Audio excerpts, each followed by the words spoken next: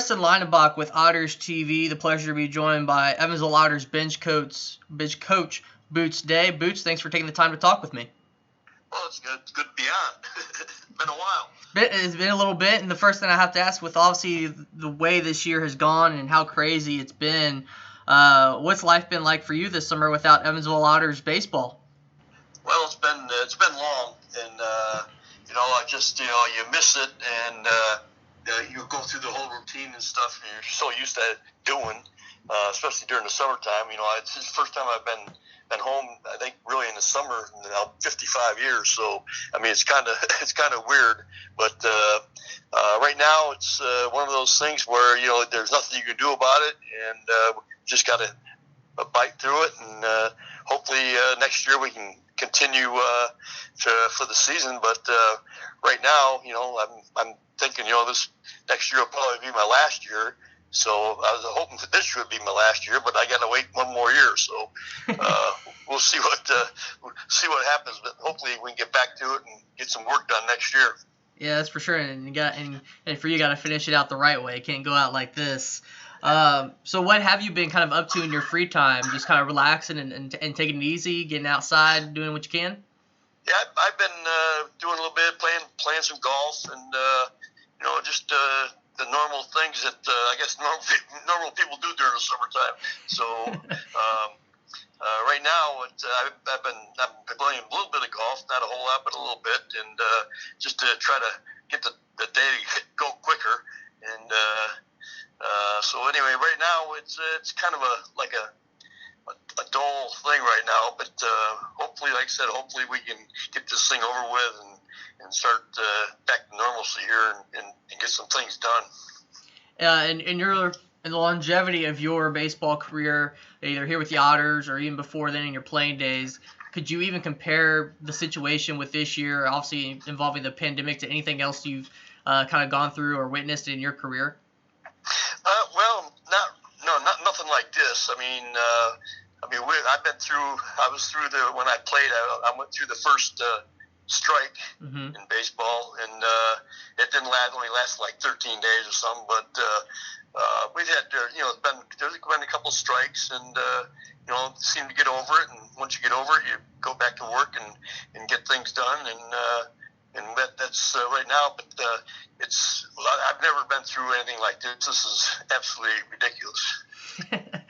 And with the way this year's gone, kind of a two-part question here. First, what's kind of been the reaction and how things have been handled from other people in the baseball community that you know and obviously work with a lot of times? I mean, are they basically saying the same thing that we're saying here?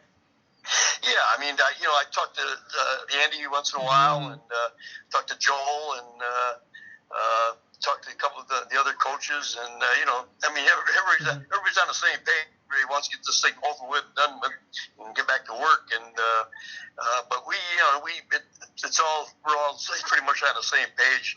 Everybody's biting chopping the bit, trying to get something going, and hopefully, like I said, hopefully we can do it and get back to work and get some baseball playing again. Yeah, I was just thinking about it before a couple of days ago. I guess the last instance of baseball you truly had this year was managing out in California, I would assume, right? Right, yeah, out in the California League, yeah. Mm-hmm.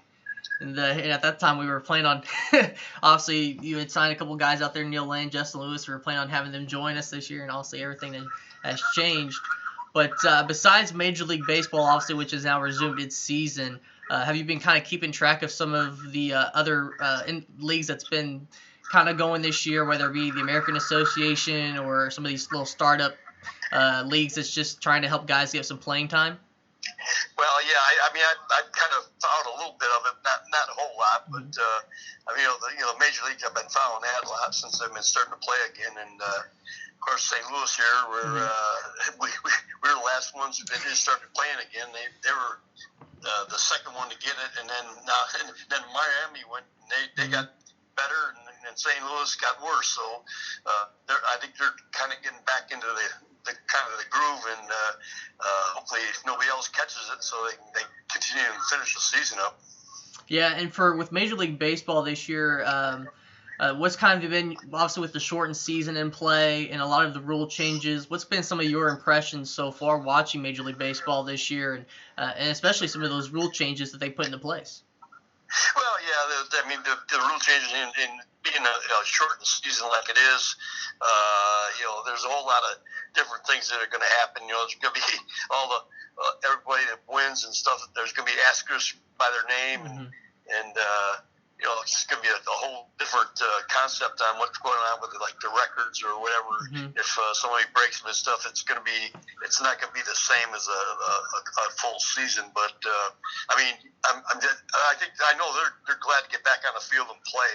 And I mean, that's what they're doing. They're trying to continue and finish the short season up and get on with maybe next year again get back to the full season. And I've asked some of the others this, including Andy, a few weeks ago. One, are you a fan of the universal designated hitter for both leagues? I'm kind of 50-50 on that. I think it's good for some things, and I mean, I'm not sure if both leagues doing it. Like I said, it's also right now they're doing the DH in both leagues too. So, which I'm not too sure about the National League going to continue that. I don't know, but I know it's different for them. I mean, it saves their pitching and stuff, so makes the pitchers go a little further. And but right now, I'm kind of 50-50 on that. Really, I mean, I really haven't really decided on if I like it or not. Really. And then a couple of the interesting ones also. With the doubleheaders being 7-inning games, the extra innings, now they basically have the runner starting on second base, pretty much similar to the Frontier League. Do you like it what they made it similar to the Frontier League, or you think they would change it back going into future seasons? Well, I think it's right now because it's a short season. I think they went to the 7-inning doubleheaders. It's like we did. And I kind of think I kind of like that. But I don't know if they do or not, the major leagues or not. But I think it's a good idea, because of the shortened season and the pitching and stuff. So I think it's a pretty good idea. And then I want to talk about you a little bit more with your Evansville Otters history, especially in 1995. You were the inaugural manager for the franchise when it started up here in Evansville. If you kind of summarize, how did that come about, and how did you get that phone call to be the first manager for the Otters? Well, I was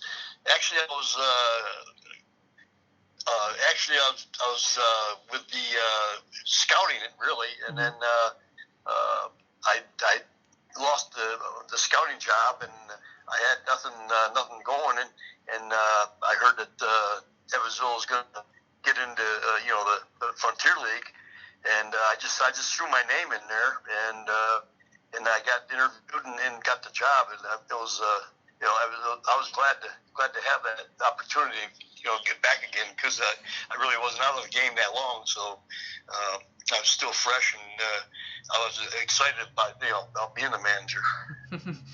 And obviously the franchise here has gone a long way, but compared to your playing days, especially with the St. Louis Cardinals, Montreal Expos, how has the game changed in your opinion, or has it changed really that much at all since your playing days?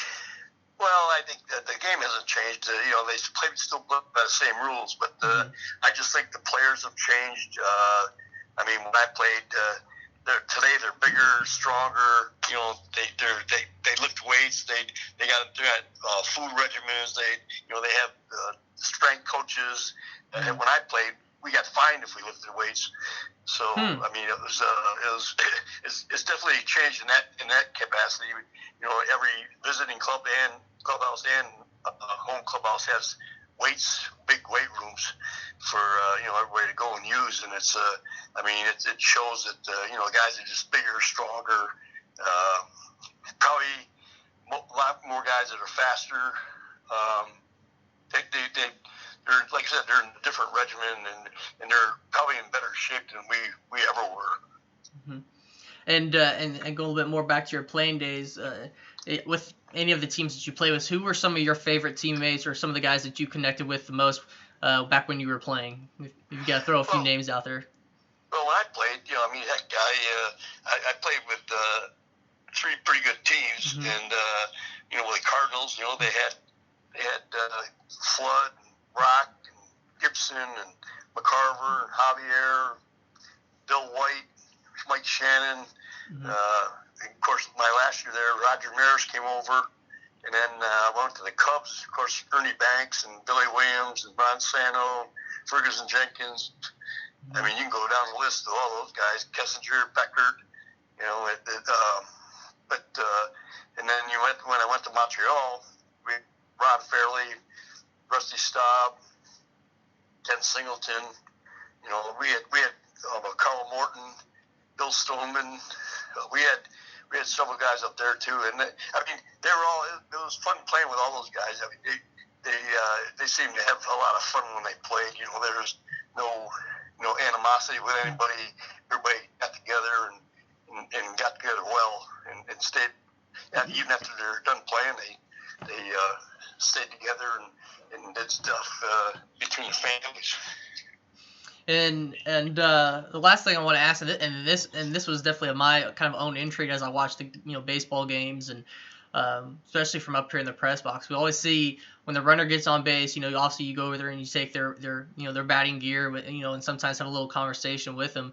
But what are some of those conversations like over there at first base as the first base coach, even with the opposing first baseman standing there? What are some of the things that you talk about, or is it strictly kind of just a baseball play discussion, or is it kind of just, hey, how you doing type of thing? Well, you pat them on the back to get a walk or Mm-hmm. get a hit and not get one and get on. And, I always tell them, how many outs there are, the score, just know what you're doing, and then of course go look over at Andy all the time to get a sign, Mm-hmm. and then tell them, check the outfield and know how many outs there are. Break up a double play. Don't let them tag you on a ground ball, for a double play and stuff. So, I mean, there's certain things you say. Just say it's repetition, and you say it all the time. Everybody goes down there. You kind of say the same thing. Yeah, it's so important to always kind of lock in what the situation is, isn't it? Oh yeah. know the situation of the game. Yep. Well, Boots, I definitely appreciate the time. All right, Preston. It's good talking with you. All right, we'll see you. That's Evansville Otters Bench Coach Boots Day. I'm Preston Leinenbach. This has been Otters TV.